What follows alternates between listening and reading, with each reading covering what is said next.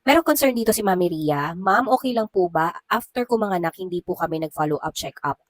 Nanganak po ako noong May 6, 2025. First, ang follow-up check-up after manganak ay tinatawag na postpartum check-up. Ginagawa ito between 4 to 6 weeks after birth. And how it is important and ano-ano mga ina-assess during postpartum check-up, pag-usapan natin yan.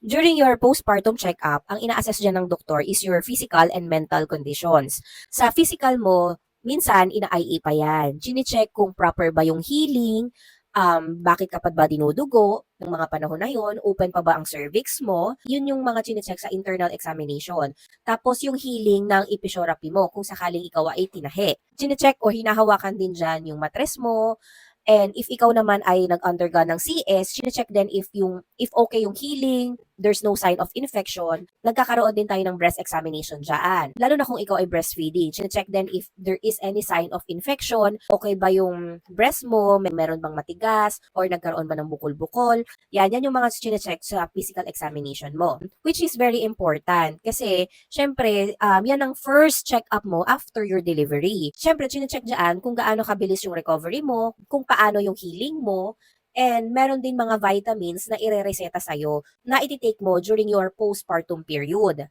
Plus, itatakel na din dyan yung family planning and syempre yung mental conditions mo. I-assess ng doktor kung how are you after birth. Ano yung mga postpartum issue mo, mga dinadaanan mo, idinidiscuss po yan ng doktor. Kaya it is very important talaga to have a follow-up check-up or postpartum check-up after birth. Kasi marami po talagang chine-check ang doktor. And this is the last check-up na gagawin sa'yo after your delivery. After nun, wala na. Kaya, once lang nangyayari ang postpartum check-up.